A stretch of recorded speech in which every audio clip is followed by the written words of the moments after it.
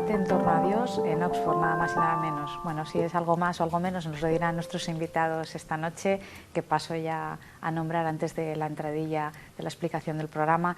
El más alejado, pero no por ello lejano en espíritu, aunque me matará don Gustavo por decir esto. José Antonio Cabo. José Antonio Cabo, ¿qué tal? Gustavo Bueno, ¿qué tal? Y Rubén Franco. Se estrena esta noche José Antonio, así que espero que se lo pase moderadamente bien. No vamos a hacer más. Como les decía, el tema de hoy es debate en torno a Dios en Oxford, a propósito del comentadísimo debate que ha tenido lugar el 23 de febrero en la Facultad de Teología, no en la Facultad de Teología, en la Universidad de Oxford, organizado, auspiciado por la Facultad de Teología, entre el científico Richard Dawkins y el arzobispo de Canterbury, Rowan Williams. El acto ha causado gran expectación, que se ha visto reflejada en los medios de comunicación internacionales e incluso nacionales, que lo han seguido con muchísimo interés. El propio rector de la Universidad de Oxford hizo de presentador del acto, aunque el moderador fue un filósofo y denominado agnóstico Anthony Kenny, perdón, se me había ido el nombre, Anthony Kenny. El caso es que, como he dicho, el debate ha causado una enorme expectación internacional y nacional, y para muestra un botón. Solo voy a leer algunos de los titulares que le ha dedicado la prensa española a este debate. Inglaterra será testigo del debate entre Dios y Darwin, casi nada. Batalla dialéctica en Oxford entre la ciencia y la fe. Otro, Darwin sigue dando guerra. Seguimos, evolución ciega versus creación. Oxford acoge expectante el debate y encuentro entre ciencia y fe. Otro, famoso ateo, Dawkins admite no estar seguro de que Dios no exista. Un ateo contra un arzobispo, Darwin versus Dios, duelo Dios contra el hombre en Oxford, empate en Oxford entre el ateo Dawkins y el arzobispo Williams, Dios se pierde en Oxford, y un larguísimo etcétera que nos podría ocupar probablemente todo el programa. La opinión generalizada en torno a este debate del 23 de febrero es que todo ha sido de un altísimo nivel. La pregunta es, ¿era para tanto? ¿Había para tanto? Sí, había para tanto, pero el nivel fue bajísimo. Fue propio de, a mi juicio, pues ese de un curso de COU, por ejemplo, el nivel de argumentos que se daban. No digo más. Bueno, la prensa británica sobre todo se hizo eco en mayor medida que la prensa norteamericana, por ejemplo, donde Dawkins no es tan popular. Y bueno, pues los titulares también eran parecía que prometían mucho. La agencia Reuters titulaba al día siguiente High Noon in Oxford, como la película de Fred Zinnemann, solo ante el peligro en Oxford. No sabemos quién era el que estaba solo, si era el arzobispo o si era Ricardo Dawkins. Bueno, según la prensa, sí, parece ser que el arzobispo, porque sí, el propio moderador se puso... Sí, pero más bien era Kenny, ¿no? El que estaba en el medio. Claro. Es el que estaba solo ante el peligro. Kenny además es un ex sacerdote era católico, por eso te he leído, sí. Sí. Era católico, por eso estaba ante el peligro, sí, entre un protestante y un ateo, un agnóstico, claro. Después el periódico Guardian dice: nadie resultó noqueado en el combate entre Dawkins y Rowan Williams. El Independent dice: la ciencia contra Dios, titula. Richard Dawkins se enfrenta al arzobispo de Canterbury. Y hay una crónica, sigue una crónica detallada, la más detallada de toda la prensa británica, de un periodista llamado Tim Walker. Eso el día 24. El Guardian, unos días antes, había sacado un editorial que decía: evitemos una colisión entre la fe y la razón. Deberíamos de alegrarnos de ser un país con muchas diferentes religiones. Todo esto por unas polémicas que había habido los días anteriores, cuando pues, en un pueblecito de Devon, por lo visto hubo un concejal que se ofendió por una tradición que tenían de rezar, como aquí lo de los crucifijos, una tradición que tenían de empezar las reuniones de concejales rezando, y lo llevó a juicio y ganó el juicio y pues se prohibió.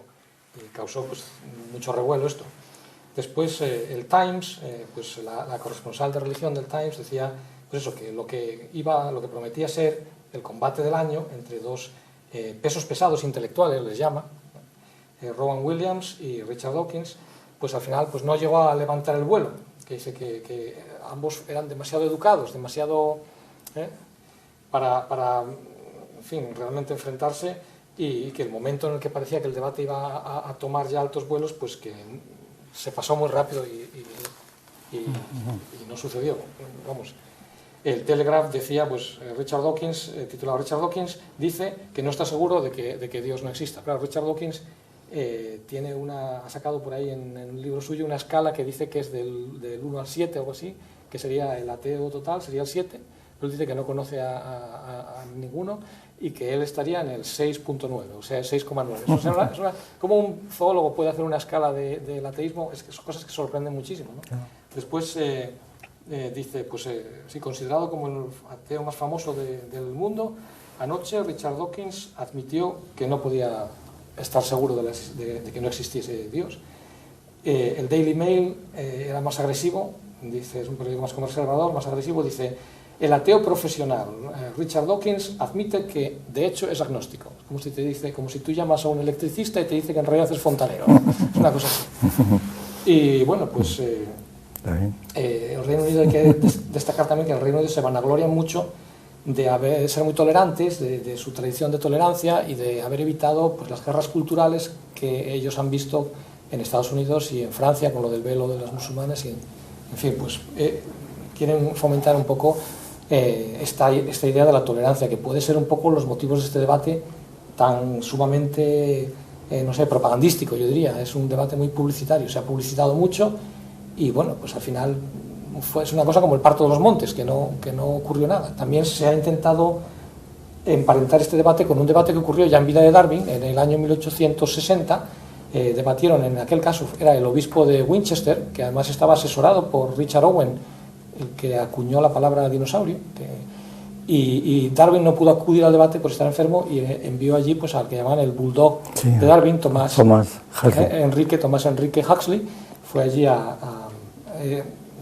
debatir con este obispo, que era muy famoso por su retórica y por sus dotes oratorias. Ahí se produjo pues una anécdota que yo creo que es más bien apócrifa, que tiene mucho de leyenda, donde le dijo el obispo a Huxley, le dijo: ¿y usted, su parentesco con el mono le viene por vía materna o por vía paterna? Y entonces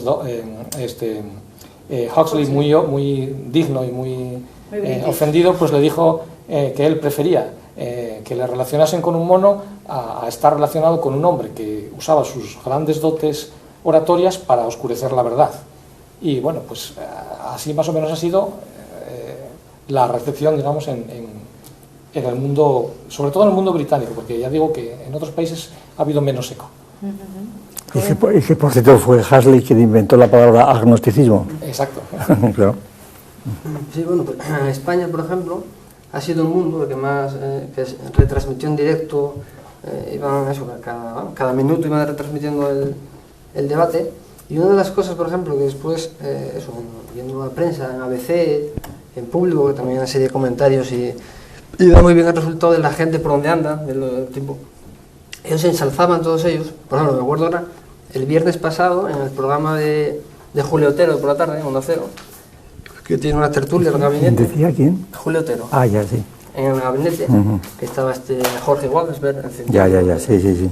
Y ella, en principio, los demás ensalzaban ese carácter british, que decía Sharon, en el sentido educado, refinado, que ya podría darse en España, que eso en España no podría, este carácter. Entonces ellos lo veían, este tema, digamos, eso que ya viene incluso después, en fin, podríamos después hablar, incluso ponerlo, ha citado el caso, eso, la relación por el arzobispo de Oxford, y después, digo, el caso, por ejemplo, de los años 20, el caso del mono, famoso, el caso Scopes, con Clarence Darwin, ese tema de evolución y tal. Ellos se mantienen, y yo creo que es el tema, lo que decía José Cabo, ese de la escala, ¿no? La escala de Dawkins, del 6,9 sobre 7. O sea, Dawkins es un ateo que dice que probablemente Dios no exista. Y dice, es la cuota. Yo creo que puede ser la cuota de pantalla, es eso, el porcentaje. Entonces, el tema, al mantenerse en si existe Dios o no existe Dios, yo creo que esa es la confusión. Y que eso, bueno, y veremos después eso, si se trata de la existencia de Dios o de la idea de Dios, que es el tema, ya es la crítica profunda, y pues ahora hay la clave del asunto.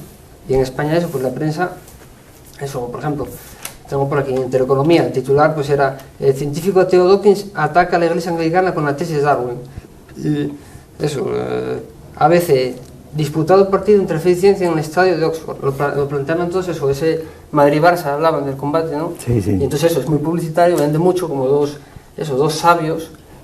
Por ejemplo, El otro día veía yo, que tiene relación también, la película de ciencia ficción muy famosa en día, Ultimátum a la Tierra, que venía un marciano y les decía, en plena Guerra Fría, año 51, y entonces él venía el marciano y quería buscar, con apariencia humana, si se acuerdan, y buscaban al pueblecito el sabio, el ilustre, ¿no? Que era una especie de matemático, le resolvía las ocasiones y demás.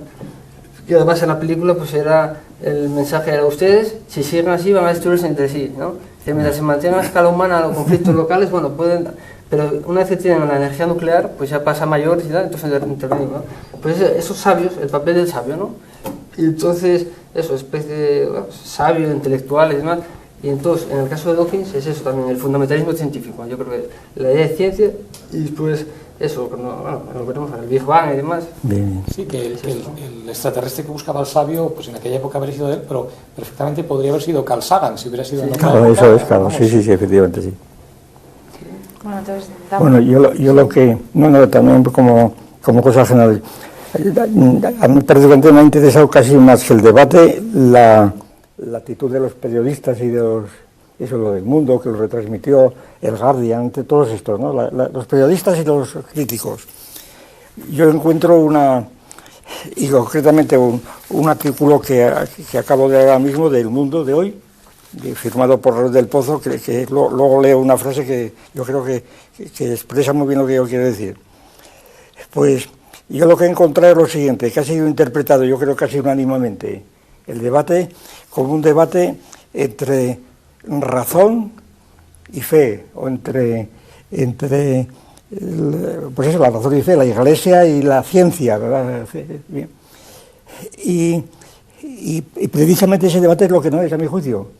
Es decir, ni Dawkins actuaba allí como científico, ni una sola palabra de ciencia ha dicho, ni el otro funcionaba como teólogo, por lo menos como teólogo arzobispo. O sea, hacía consideraciones a lo sumo de teología natural, la quinta vía de Santo Tomás, pero nada, es decir, allí no había ni científicos ni teólogos, propiamente dicho. Y sin embargo la gente ha visto esa contraposición. Siguiendo la tradición, pues eso, de esa contraposición del libro de Draper, famoso, de el conflicto de la religión y la ciencia, religión y ciencia, el debate famoso también, me recuerdo mucho esto, al margen del de Huxley, el debate no me acuerdo cuándo fue, yo recuerdo que lo escuché entonces por los años 50, de Copleston y Bertrand Russell. 48, año 48. 48, por eso, años 50, bien. Pues, y luego los libros de Russell sobre el libro de religión y ciencia, es decir, el asunto de religión y ciencia, el libro del padre Cámara en España, comentando el libro de Draper, etcétera. Es decir, aquí lo que me da la impresión que interesa o que es el esquema desde el cual miran el debate es esto, religión y ciencia. Y entonces, ¿qué ocurre? Es muy curioso. No se dan cuenta que el debate no es ni de religión ni de ciencia, es un reto de filosofía. Es decir, Dawkins está filosofando malamente, vamos, burdamente, ¿verdad? Burdamente, es la cosa más inadmisible en cuanto al modo de filosofar, y el otro escucho decir, no hace falta que diga nada. Es decir, ninguno de los dos ni hacen ni dicen, están filosofando a su modo, es la filosofía espontánea de los científicos, que decía el otro, ¿verdad? Pero es filosofía, pero filosofía barata, filosofía baratísima. Y entonces, el filósofo queda reducido y hay un ataque, que lo he visto en varios, un ataque total contra el moderador, con este señor que era un cura católico en principio, ¿verdad? Bueno, como ha dicho Cabo, sí. Que era un cura católico, y entonces, porque me parece que dice el Guardian, el moderador entorpeció el debate, me parece que dice, entorpeció el debate. El otro dice, le quitó tiempo a los otros. Es decir, es un ataque, es decir, la gente no sabe qué papel ocupaba aquel individuo. Que curiosamente se presentó como un representante de la ignorancia. Eso era... Además, ahora que sale Draper a colación, Draper fue el moderador de aquel debate entre Huxley y el obispo de Winchester. Es verdad, sí, o sea, que estaba allí toda la crema unida. Exactamente. Bueno, pues entonces resulta que este individuo, pues que está haciendo de ignorancia, que es Sócrates, ¿verdad? Solo sé que no sé nada, el agnosticismo, él es agnóstico, por tanto es la posición más filosófica que cabe imaginar, según muchos, claro, bueno, según el propio Huxley, claro, sí, claro. Es la única posición filosófica, es el agnosticismo. Y entonces este individuo, el Dawkins, pues argumentando, bueno, a mi juicio, desconociendo completamente el asunto, como suele generar ocurrir con los científicos. Vamos, esto que decía Rubén, esto de empezar a evaluar los grados de ateísmo y decir que si Dios tiene más probabilidad que no, es una cosa tan ridícula, porque no es una cuestión que se pueda someter a cálculo de probabilidades. Allí es una ley de todo o nada, o una cosa o la otra, no cabe por probabilidades. Pero sin embargo, muchísima gente y muchos científicos creen que como está hablando de probabilidades, es más científico la de probabilidades. Porque esto valdría si Dios fuese, pues, un ser finito, un dios olímpico, ¿verdad?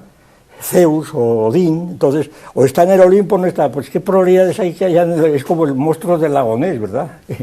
A ver qué probabilidades hay que esté el monstruo allí o no, según el número de gente que lo ha visto. Ahí caben las probabilidades, pero en una entidad que es ubicua, que por definición no puede estar en ninguna parte concreta, sino en todas, entonces lo de probabilidades es una cosa completamente desbocada, totalmente bien.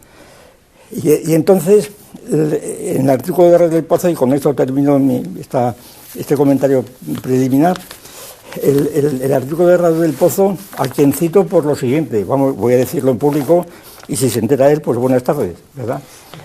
Yo lo suelo leer todos los días porque a lo largo de los años he ido viendo su voluntad de estilo, se ha formado un estilo literario, totalmente, pero sigue siendo lo que yo llamo algunas veces, sin ofender a nadie, es un pensamiento propio de románicas, de gente que tiene que estudiar la literatura de románicas, donde le suenan las cosas pero no tiene ninguna formación. Eso.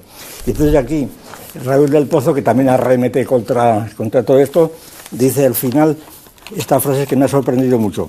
Claro, porque Raúl del Pozo pontifica, siempre, porque dentro de su actitud pontifica, es decir, cree que está realmente conociendo la clave del asunto y no se entera en absoluto. Por ejemplo, aquí dice: el Rottweiler de Darwin machacó al arzobispo a pesar de que el jefe de la Iglesia anglicana traguea con el Big Bang. Claro, aquí no se da cuenta Red del Pozo, ni otros, que el Big Bang no tiene que tragarlo el arzobispo, lo que tiene que tragarlo es el otro, ¿verdad? El científico. Porque el Big Bang fue una invención de un cura, ¿verdad? El abate Lemaitre, fue recibido inmediatamente por Pío XII, por el Vaticano, y es la teoría más cercana, que está inspirada además en la Biblia.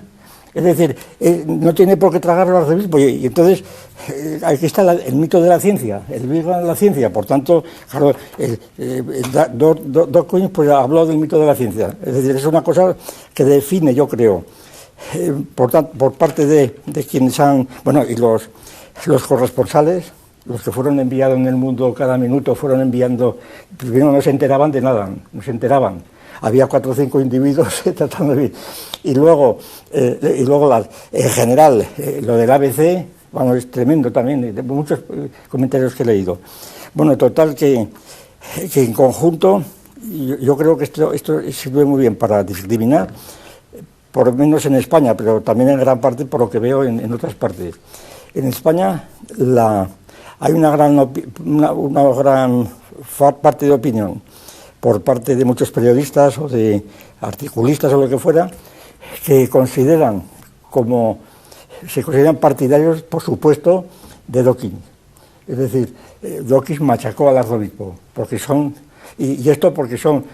progresistas, porque son de izquierda, anticlericales, y la razón. Es decir, es todo el síndrome propio del analfabetismo, ¿verdad?, que no se han enterado de la historia de esta polémica, ni de la naturaleza. Y luego otros, pues sí, que valoran la tolerancia y cosas de estas. Pues aquí no se trata de tolerancia ni nada de eso. Aquí. Y entonces, y al mismo tiempo aprovechar por parte de los ingleses es natural que ponderen la altura y demás, porque es propaganda, pero por parte de los españoles no sé en qué se basan para para hablar de la altura del debate, de la elegancia, de no sé qué. Será el europeísmo, el fair play de los británicos. Pero a altura del debate nula, es nula. Es decir, es una cosa totalmente nula. Es decir, los que dan estos juicios es gente que no se ha metido jamás en el asunto. No sabe de esto, y por eso te dan una opinión puramente externa, generalmente interpretada como un duelo, como un partido político, un duelo de fútbol, etcétera. Y entonces, pues esto es que realmente yo creo que este debate de Oxford, yo creo que para España puede servir de un test discriminador de cómo está el patio en España, de cómo está el patio, de cómo está la prensa, de los periódicos, y entonces la situación, a mi juicio, es desoladora, totalmente desoladora. Es una vergüenza completamente los juicios que han hecho toda la prensa española sobre el asunto. Yo creo que ni se han enterado de lo que se trata, lo han interpretado mal, etcétera, etcétera. Y a propósito del interés de la prensa española sobre este debate, ¿creen ustedes que hubiera tenido el mismo interés si este debate se hubiera hecho en la Universidad de Murcia, por ejemplo? No, porque se hubiera ido Dawkins, sí. Y tampoco, porque hay una tradición. Además, claro, los ingleses contaban con la tradición del debate de Thomas Huxley y demás, que es una tradición que también es natural que la quieran explotar. Es que se lo digo a propósito de uno de los comentarios de los corresponsales del Mundo, los que estaban tuiteando el debate a las 17:04 con la presentación del rector. A las 17:06, perdón. Dice: Patten, el rector de la Universidad de Oxford, comienza con una frase que a más de uno le encantaría oír en España. Se trata de un debate que cualquier gran universidad del mundo debería promover. ¿Se imaginan algo así en España? Pero pues no, porque yo creo que en España hay otro nivel. En España hay otro nivel. Es decir, en España está todo lo que se quiera, pero en cualquier facultad, quizá porque ha habido teología católica y lo sigue habiendo todavía. Es más, yo el otro día vi en Intereconomía, me parece, un debate, lo oí 10 minutos, donde había un teólogo que yo no conocía, que era el típico canónigo teólogo, que estaba defendiendo, pues no sé, cómo Kant había sido interpretado por el padre Marichal y demás. Y entonces estaba hablando de filosofía. Este señor había leído el punto de partida de metafísica del padre Marichal, estaba interpretando y respondiendo a alguien que hablaba de Kant, de la influencia del kantismo, es decir, era un debate pues propio de eso, de filosofía. Y aquí no ha habido nada de esto. Es decir, quiero decir que en un debate de esto de una cadena del otro día, donde había, pues eran 5 o 6, había otro canónigo, otro clérigo, que estaba hablando, pues, no sé, es que yo no seguí el debate. Nada más me di cuenta que era un debate de un departamento de filosofía. Cosa que en Inglaterra es muy difícil que resulte también, porque el control que tiene la filosofía analítica hace que todo esto desaparezca. Entonces empiezan allí con aquellos debates de los ingleses, ¿verdad?, que realmente, pues, para ellos, muy bien, ¿verdad? Es decir, donde ya empiezan a hacer ingeniosidades y cosas, es decir, que tampoco debatan del asunto. Y el debate propiamente, yo creo que en España se puede hacer, se ha hecho de hecho mejor que allí. O sea, esto seguramente se refiere a la tolerancia, pero si ahora hay libertad de pensamiento, lo que quieras, no pasa nada. Es decir, a lo sumo cosa de educación. Es decir, cuando le oía decir esto, yo estaba diciendo, bueno, si yo me encuentro ante un tipo que me dice, ya le doy una bronca yo monumental. Entonces, ya, claro, no es posible, pero porque están despreciándole. Sí, porque soy intolerante, claro que soy intolerante. Eso es por el propio material. Por el material. Eso es el formalismo. Yo con Dawkins soy totalmente intolerante. Es más, yo me atrevo a decir aquí públicamente, Dawkins es un cretino, desde el punto de vista, no sabe lo que dice. Y sin embargo está considerado, y el otro pues nada, el otro pues es un pobre hombre, pues nada, que está cumpliendo con su oficio, ¿verdad? Se está intentando pues hacer un poco de publicidad de su iglesia, que está en una crisis brutal por claro. La ordenación de mujeres, por los obispos homosexuales, o sea, sí. es lo que se llama la comunión anglicana, que abarca claro. una serie de iglesias muy diversas, desde los episcopalianos en Estados Unidos a iglesias de la Commonwealth. Aquello tiene que ser, vamos, un gallinero imposible de poner orden ahí. Entonces el hombre pues va dando una de cal, otra de arena, hace lo que puede más o menos para reconducir la situación, pero claro, esto ya no son los tiempos del acta de supremacía, ni mucho menos. Y Dawkins, pues claro, también quiere un poco aumentar quizás su cuota de mercado, porque él ha hecho muchos documentales en Gran Bretaña últimamente, en el Canal 4, en la BBC, en el Canal 4 últimamente uno que se llamaba, ¿cómo era? Era sobre religión, se llamaba la raíz de todos los males, o algo así. Y él tiene su fundación de... ¿Cómo se llama? Fundación Richard Dawkins para la ciencia y la razón. O sea, que él es totalmente desorientado todo desde el principio. A mí me recordaba aquello del Congreso de Ateísmo que se celebró hace 4 o 5 años, lo mismo, exactamente lo mismo. El Congreso de Ateísmo, que fueron a Toledo. En Toledo fue. Es una cosa de este tipo. Y en España, claro, se ve claramente el fundamentalismo científico. Es decir, la ciencia es la instancia máxima, y lo que dice la ciencia pues ya es punto redondo, ¿verdad?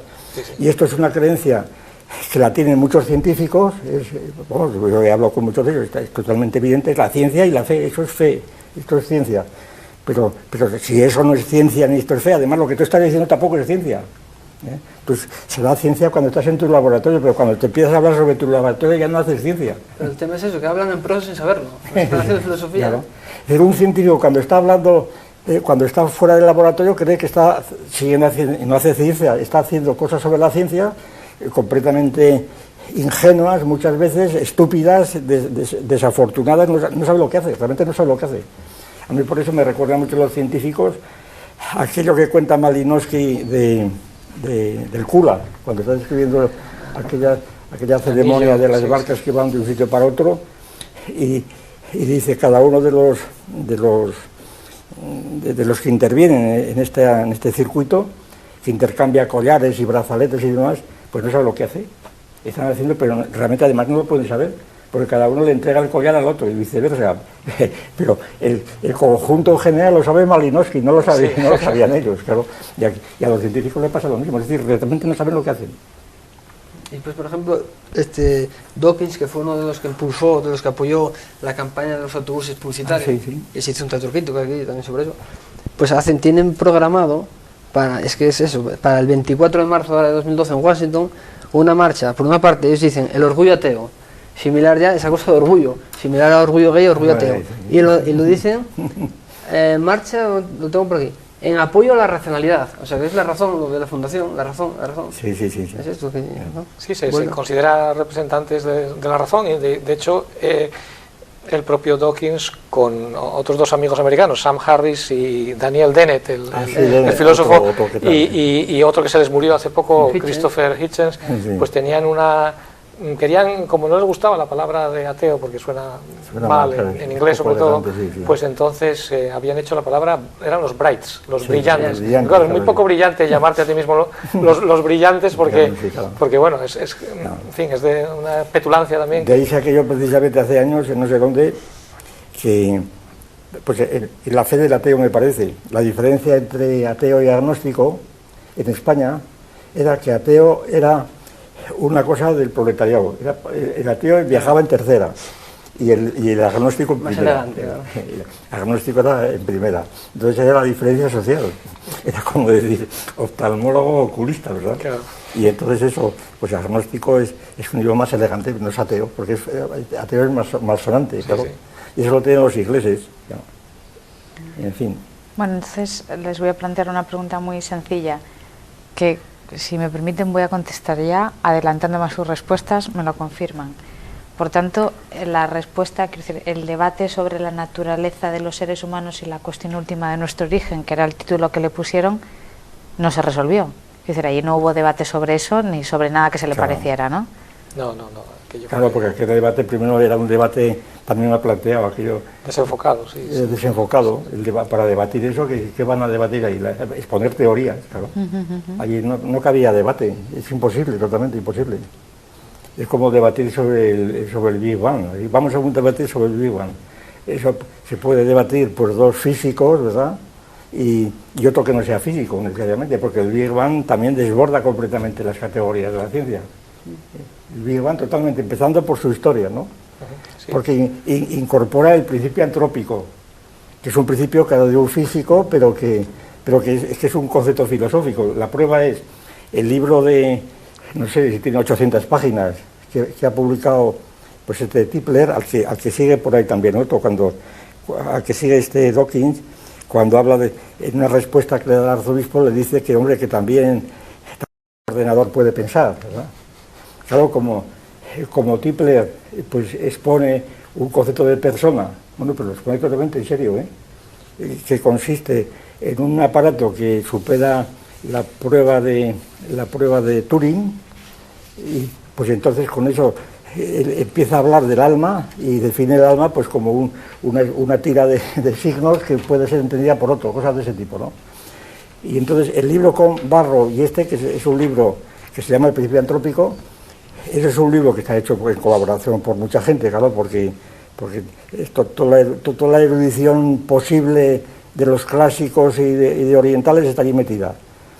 Pues en este libro, ese es un libro de filosofía barata, completamente, que tiene la ventaja de que tiene muchos datos, tiene muchísimos datos, y están hablando, pues eso, del principio antrópico, y entonces, y además, ellos lo plantean, bueno, ellos dicen sí que es una cuestión filosófica, te voy a decir al final, y empiezan a hablar de Protágoras, y el hombre es la medida de todas las cosas, y entonces es una cosa de filosofía barata, completamente barata, ¿verdad?, en sentido tradicional. Y ese es el libro de estos ingleses, que son dos eminencias en física, ¿no?, desde luego. Pero es esa analogía... Ese papanatismo completo que hay. Esa analogía del cerebro con el ordenador, eso lo escucha uno a científicos todos los días. Sí, hombre, claro, es que se lo creen. Sí. La filosofía cognitiva está basada en eso. Eso es muy curioso porque el cerebro, donde todos lo recordarán, pues se ha ido comparando con todos los aparatos que han ido saliendo al cabo de la historia, ¿verdad? Es decir, cuando empezó el teléfono de las clavijas, pues el cerebro era una especie de tablero telefónico donde las neuronas se enchufaban las clavijas y le comunicaban, y así sucesivamente, ¿no? Antes les hacía la pregunta de si era posible un debate con tanta expectación, por ejemplo, dirige la Universidad de Murcia, por decir una al azar, porque lo que es evidente, esto es innegable, es que el debate ha generado mucha expectación. Sí, pero eso debido a la gente que lo escucha, es que esto mira a la gente. Es decir, este es un test para la gente. Es que el hecho de que haya mucha gente, pues entre todos los que había allí, los 3 teatros estaban allí, escucho decir qué gente había por allí. No, pero lo que les quiero preguntar es si creen que esta expectación se ha generado por el hecho en sí de un posible enfrentamiento, como se dice aquí, entre Dios y Darwin, o ciencia-razón, o sea, ciencia y fe, razón y fe, como quieran denominarlo, o porque somos unos papanatas y todo lo que venga de Oxford y de la Universidad de Oxford y el teatro Sheldonian y tal, pues nos encanta y vamos, es como levitar. Luego dicen los demás la suya propia y está más fundada. En mi opinión no es por eso precisamente, es porque aquí interesan esos temas.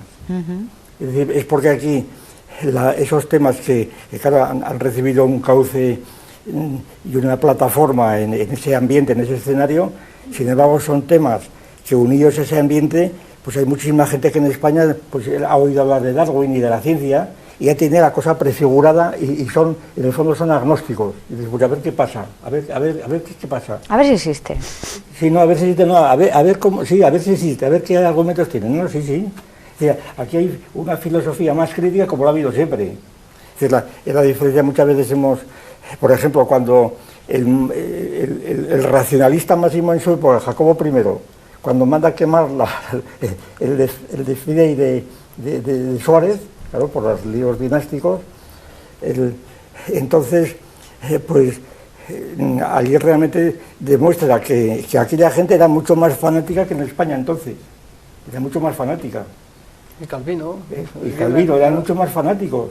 Es decir, y muchas veces se ha dicho, y yo también lo he repetido, que uno de los lugares donde en España había más racionalismo era en la Inquisición, en los tribunales de Inquisición. Los tribunales de Inquisición no se creían que hubiera... Basta ver las actas de las brujas de Sotogardamurd y todo eso, no se lo creían los inquisidores. Hacía como se lo creían y lo interpretaban pues como cosas de locuras, de las endemoniadas y demás, pero no se lo creían. Un ejemplo que se me ocurre era, bueno, muchas veces lo hemos puesto, la comparación entre los milagros de Loudun en Francia y las monjas de San Plácido, las energúmenas de San Plácido en Madrid, de la misma época, más o menos, la época del siglo XVII. En los milagros de Loudun, pues todos recuerdan, es un cura que está allí y que se enamora de la abadesa, algo así, y entonces pues el otro, claro, es muy severo, no le hace caso, viene el resentimiento de la abadesa, todos le acusan y lo queman vivo. Sí, sí, hay una película británica sobre eso también. Hay también una película, claro, sí, claro, sí, bien. Y entonces las monjas de San Plácido, los enamorados de San Plácido, aquí, bueno, perdón, que yo estoy hablando de memoria de hace 20 años o 30, pero en fin, la idea es esta. Las monjas de San Plácido es un asunto donde entra Felipe IV, me parece, en un convento de Madrid, San Plácido, donde hay un capellán que, pues nada, que tiene contacto con las monjas y que empieza a dejarlas embarazadas, que es lo más grave. Y entonces, ¿qué hacen? Bueno, y empiezan también que si están demoniadas y tal, allí tiene un pasillo donde va el rey, en fin, estas cosas, ¿no? Todo esto lo cuenta La Fuente, Modesto La Fuente, por lo menos la fuente de información que he tenido fue aquella principal. Bueno, ¿qué hace el escándalo monumental en Madrid? ¿Y qué hacen las autoridades inquisitoriales? Pues trasladan de convento al capellán aquel, ¿verdad? Es decir, que mucho más racional. Más racional, de todas de capellán, claro. Más efectivo, seguro. Sí. Claro, en lugar de quemarle vivo, no se lo creían. Pero el caso de eso, de la Inquisición, yo me acuerdo ahora en muchos sitios, pero me acuerdo, por ejemplo, Juderías, en la Leyenda Negra, pues cuenta eso comparativamente, en el caso de España, con Francia y demás, y era más algo ridículo, cosa muy pequeña, ¿no? Ahí sí que porcentualmente en casos, claro, que era muy pequeño. Sí. El caso de Descartes, yo siempre he sostenido que si en España no hubo el discurso del método y la de metódica es porque no hacía falta. Se comparan la cantidad de supersticiones que había en Francia, pero vamos, algo increíble, ¿verdad? En España era inconcebible, a lo mejor porque la Inquisición había sido una forma de purificar realmente la superstición. Claro, fue el ataque constante de la superstición y de la religión. Y en España, y en general, la religión, pues, sometió a las supersticiones. Pero en Francia era una cosa terrible, ¿verdad? Un estornudo, entonces venía un ángel por ahí, bueno, en la época de Descartes, lo que cuenta Descartes, es decir, hacía falta allí un Descartes que dijera que no, pero en España Descartes era totalmente superfluo. Y esto, como no se han enterado, la mayor parte de los profesores de filosofía que se explican a Descartes lo empiezan a adorar, hay que ver el genio de la... Pero vamos, vaya genialidad que haya introducido Descartes, claro, con el cogito. ¿No? Aparte eso, como el inicio de la modernidad. Sí, la modernidad. Y lo que decía antes, por ejemplo, por poner un ejemplo, digo, de Sharon, de sí, el montón de gente lleno, ¿no? En salón, en esa afluencia. Por el caso, el otro día pasó con la felicidad, por ejemplo, el mes de la felicidad. El otro día asistí aquí en Oviedo, que andan por España patrocinando el libro. El de Coca-Cola, ¿no? El Coca-Cola, que celebraron hace un par de años, en 2010, celebraron el primer Congreso Internacional de la Felicidad. Y ahora en abril, el segundo. Bueno. Y entonces publicaron un librito, que interviene ahí Punset, Javier Sada y demás. Y entonces vino Oviedo, Javier Urra, conocido psicólogo, y entonces, bueno, la sala era en el Club de Prensa Asturiana de aquí de Nueva España de Oviedo, y que normalmente suele estar, digamos, pues bueno, de hecho después había una presentación, había una conferencia de Balbuena sobre las independencias y demás, y nada, quedamos 10 personas, y en el anterior era la sala abarrotada y era... Entonces la gente quiere ser feliz. Pero la felicidad natural es una cosa tan vulgar, tan grosera, tan facilona. Le oí a Urra yo también, bueno, aquello no hay ni por dónde agarrarlo. Dar las gracias. Daba vergüenza ajena oír a aquel individuo. Yo creo que es un cínico, pero vive de eso, va a las tertulias y no tiene ningún problema. Él habla de la felicidad, pues nada, como hablan los libros de autoayuda. Es autoayuda, la gente... Autoayuda, ya está, y la gente, pues quiero ser feliz, pues muy bien. El estado de felicidad. Bueno, como por otra parte el estado de felicidad está políticamente reconocido, aquí en España el estado de bienestar viene a ser no me acuerdo cómo se llama, el rey del Bután, hace 5 o 6 años. Felicidad anterior bruto, claro. Sí, el producto felicidad bruta, que ha impuesto a todo el mundo a ser felices, claro. Bueno, y la felicidad era una especie de obligación social, claro, porque un individuo que no quiere ser feliz es un tipo peligroso, insocial, lo que produce molestias. Es un poco el principio de Fichte, ¿verdad? Todo hombre quiere la felicidad y el que no la quiere es que no es hombre. Eso lo dice Fichte. El que no quiere ser feliz es que no es hombre, por tanto es un tipo peligroso, claro. Es un tipo que amarga la existencia de los ciudadanos, por tanto hay que ser todos felices. Y al hilo de esto ahora me acabo de acordar que el otro día, no sé si fue el sábado pasado o el viernes pasado, en la contraportada ABC, en un pueblo italiano, que no me acuerdo, ¿verdad?, era, el alcalde había puesto, ya funcionaba, me parece, una concejalía de felicidad. Claro. Y a él le gustaría que llegase a ser el Ministerio de Felicidad. Claro, Y yo me acuerdo, con el Ministerio de Igualdad y tal, Orwell es esto. Oye, pues no le han dado la idea a Zapatero, le había puesto también, ¿eh? Ya tarde, demasiado tarde. Le había puesto, es que pena, hombre. Sí, bueno, y ahora todo esto, el derecho a la felicidad, pues al paso que vamos se lo reconocerán a los póngidos, a los simios, no, hombre, claro, a los delfines claro, y no sí, sé sí, ya sí. qué más. Claro, Porque, sí. pero bueno, yo quería, volviendo con lo de la tolerancia, que se ha elogiado mucho en este debate el ambiente de tolerancia, el fair play británico, la caballerosidad, y claro, porque como no había otra cosa que elogiar, pues no había debate ni había nada, pues hay que elogiar las formas, ¿no? Claro. Y entonces, pues también eso de la tolerancia, pues a ver los ingleses qué idea de la tolerancia es la que manejan, porque el gran mito de la carta de Locke sobre la tolerancia también es realmente es una carta sobre la tolerancia entre protestantes, pero es una carta de intolerancia hacia católicos y ateos. Pero sobre todo yo ahí me río por la máxima de Goethe. Tolerar es ofender. La tolerancia es una ofensa. Yo te tolero, ¿cómo que me toleras? Yo puedo darle eso porque tolero. La tolerancia es una cosa del noble al vasallo. Te tolero que hagas esto, ¿cómo que te tolero? Es decir, la tolerancia es un concepto completamente pues, propio de un dictador, claro, que tolera. ¿No? Y se respeta a la persona de verdad, pues eso hay que intentar. Claro. Y luego es intolerable, bueno, esto lo hemos dicho muchas veces, porque hay muchas... Yo recuerdo una vez en televisión que me encontré con un individuo que estaba diciendo allí en un programa, que no sé cómo cayó allí, estaba diciendo a aquella señora que había tenido un trato sexual con un marciano. Claro, entonces, claro, esto pues, hombre, lo toleras y dice, bueno, es un chiste que está diciendo, una broma, mira, pues, lo toleras, pero si lo tomas en serio no puedes tolerarlo. O sea, sí, es intolerable que te digan eso a tus barbas y además te dicen, no, intolerable. ¿Qué quiere decir? Pues que me marcho, que no quiero saber nada, que corto con usted totalmente. Es decir, que es intolerable que usted me diga esto a mis barbas, ¿verdad? Es intolerable. O sea, que la virtud de la tolerancia yo no la veo por ningún lado. Además, la tolerancia, un ejemplo de tolerancia personal, en un debate hace muchos años, recuerdo que fue este. Yo en Salamanca solía ir mucho por el manicomio, porque tenía unos amigos psiquiatras y entonces me llevaban a ver a los locos. Bueno, total, que una vez y había una loca allí muy curiosa, una paranoica que fingía ser polaca y que decía que estaba allí, tenía una historia esta de justificación de por qué estaba en aquel manicomio en Salamanca. Y entonces se llama manicomio, ahora ya no, pero en fin, el manicomio.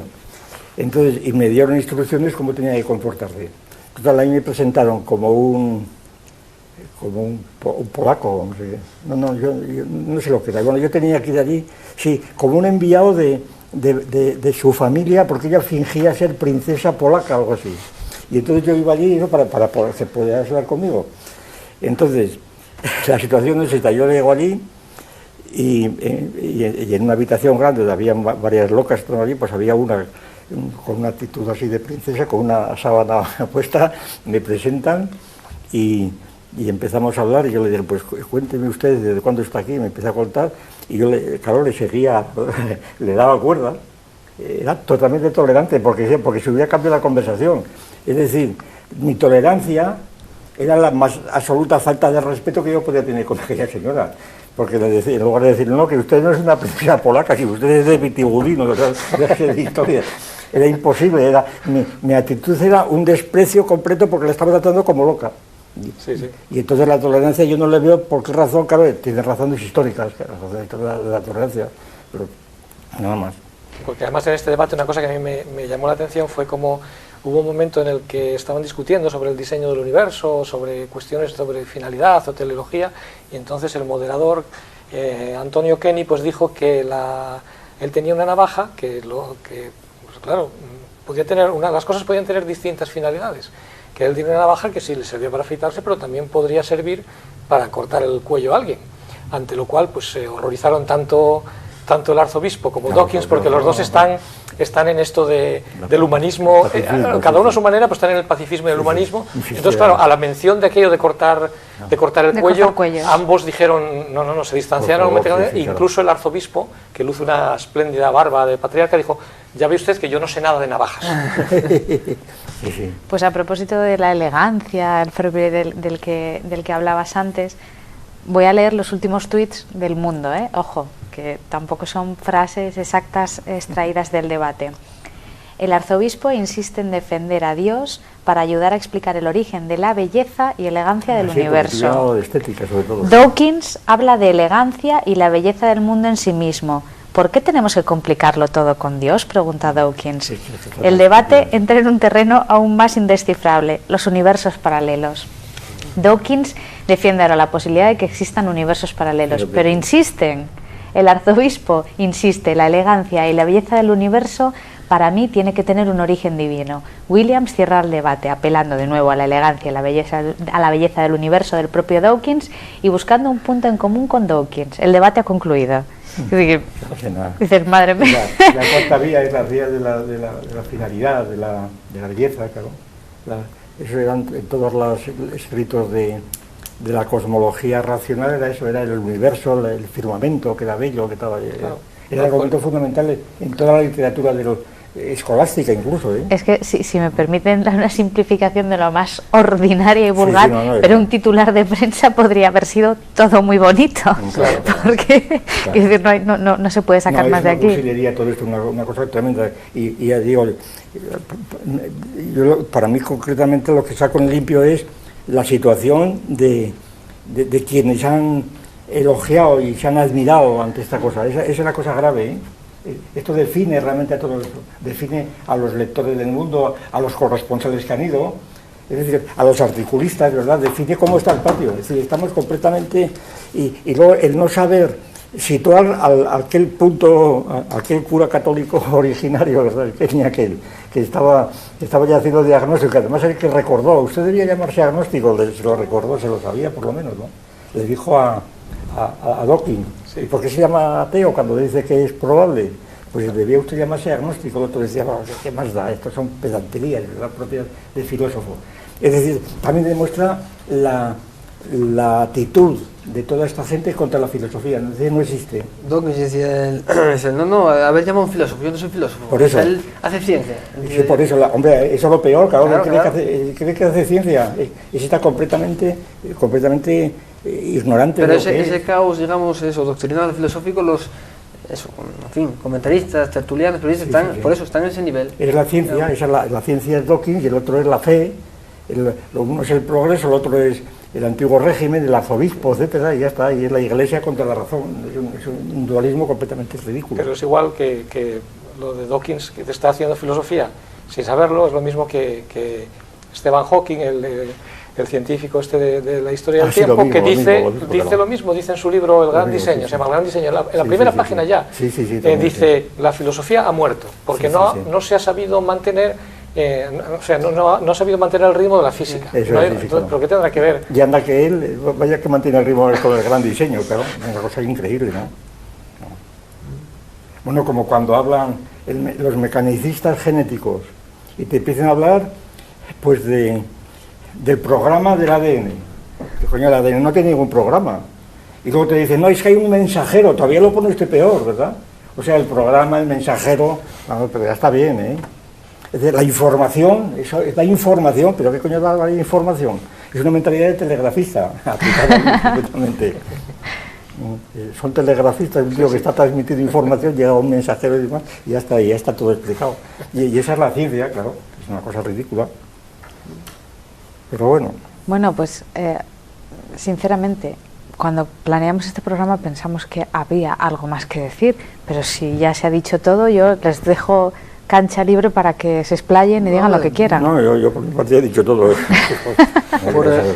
que es una cuestión tan propagandística y además eso, yo lo único que quiero incidir es que es verdad que da mucho el nivel de la gente, y porque yo estoy seguro que todos los que estaban sentados allí en el teatro de Oxford estaban encantados, porque en el vídeo es donde se hacen las graduaciones y tal, pensaban, y los que los seguían en directo por internet se sentían muy superiores a la gente que ve Gran Hermano o que ve programas de televisión.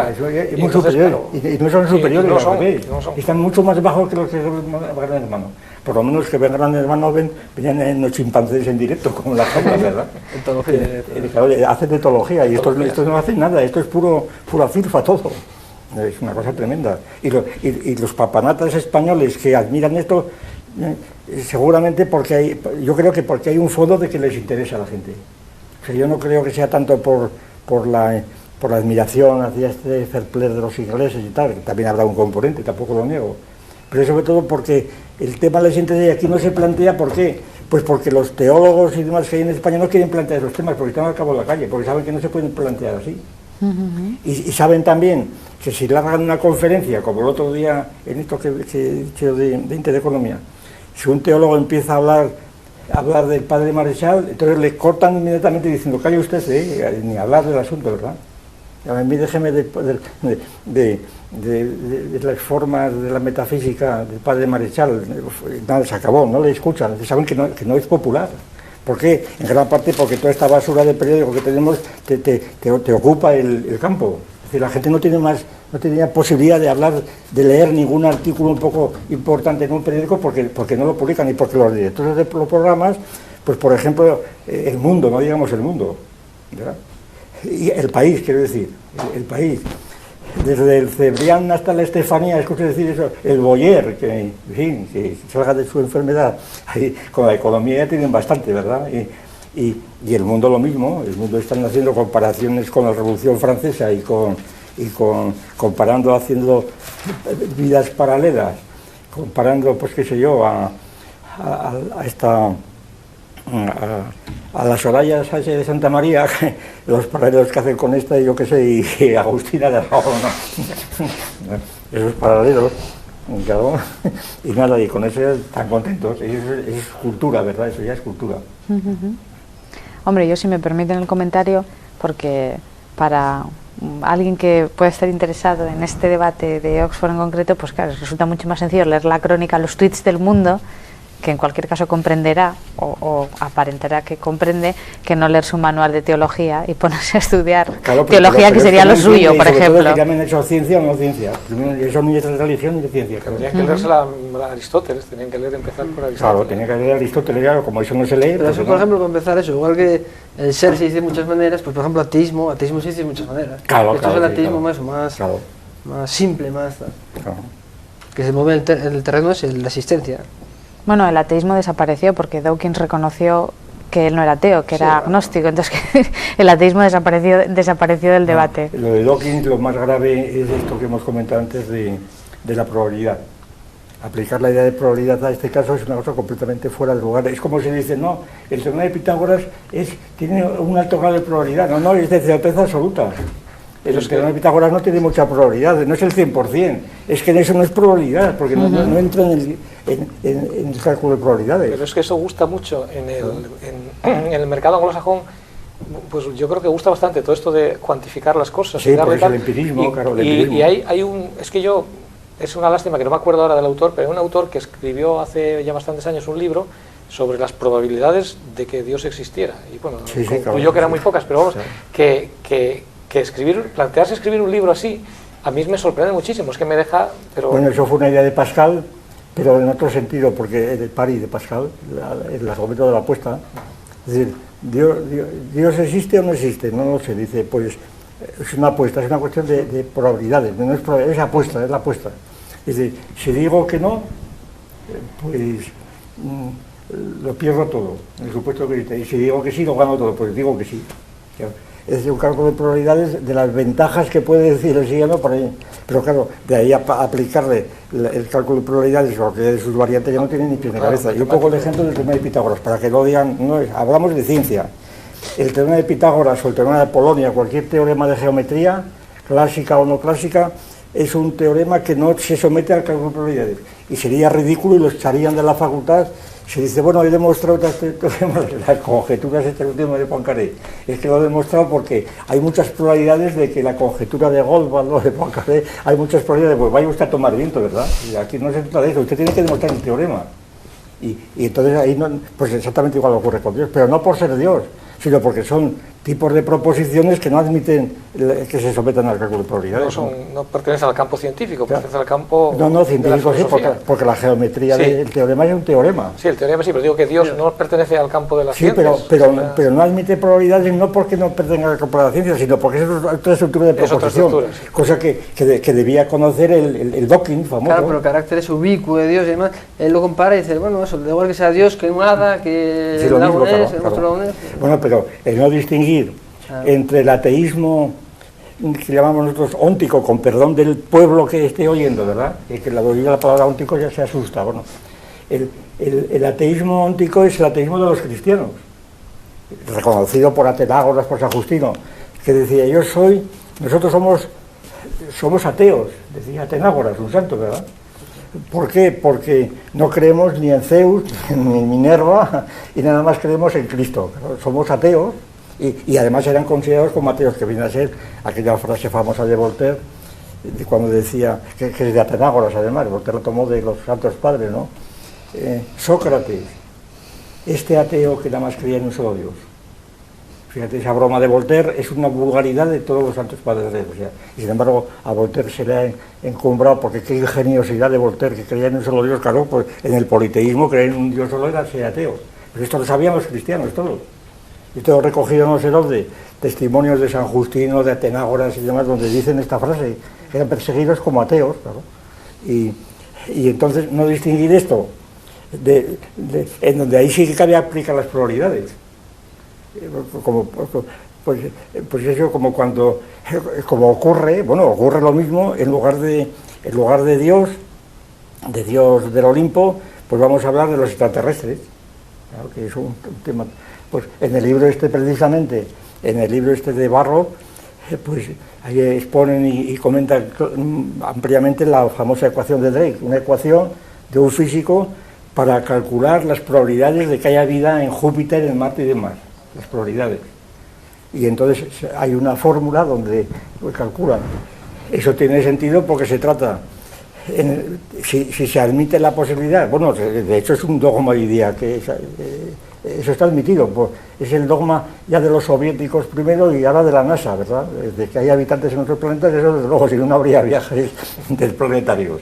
O sea, la gente se cree a pies juntillas que hay gente, es más, cuando te dan una noticia de que han encontrado agua helada en Marte, donde sea, a esto a la gente le interesa no porque falte el agua con la sequía, sino porque allí puede haber vida, es la vida. Y la vida es eso es una idea mitológica de siempre, pero que sobre todo la desarrolló en la época moderna, desde Cirano de Bergerac hasta Kant, sobre todo fue Kant.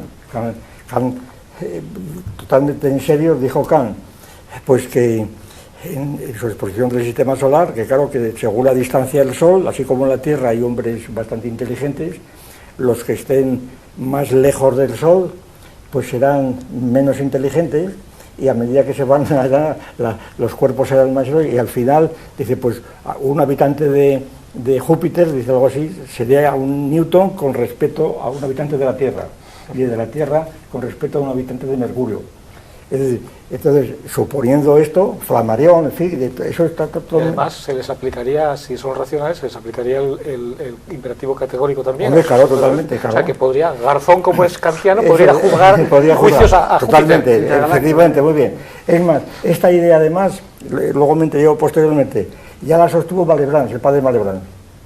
Es decir, el Malebranche, como teólogo, ya sostuvo la tesis de que había mundos habitados, y que naturalmente estos eran también personas y podían tener la gracia, y podía Jesucristo haber ido por allí. Por tanto, es natural que la teología de la cosmológica, que hay una especialidad, la exoteología. Actualmente hay una ciencia, así se llaman. Yo conozco a un científico, además que está en una universidad, que él es catedrático de exobiología, que me recuerda enteramente. Es la única ciencia llamada tal que tiene el mismo problema que la teología. La teología, la primera cuestión de la teología era ¿existe Deus? ¿Existe Dios? Es la primera cuestión. La primera cuestión de la teología es demostrar la existencia de Dios. La primera cuestión de la zoología es demostrar la existencia de seres vivientes fuera de nosotros. No tiene referenciales fisicalistas, ¿no? No tiene referencias Claro, fisicalistas. sí, ¿no? no tiene, pero sin embargo ellos, vamos, se dan por supuesto, por las probabilidades. Entonces ahí tiene cierto sentido. Pero, y que esto no se haya debatido, porque esto es esencial, esto es completamente esencial. Que estas ideas Dawkins no las maneje y pueda decir las majaderías que dice con esas prioridades, pues ya demuestra el nivel que está de él, el que le aguanta aquello y el que encima ensalza su altura científica. Claro, vaya gusta tomar viento. Tenemos que terminar ya por confirmar, aquí todos ateos, ¿verdad? No va a salir ningún agnóstico al final del debate ni nada de esto.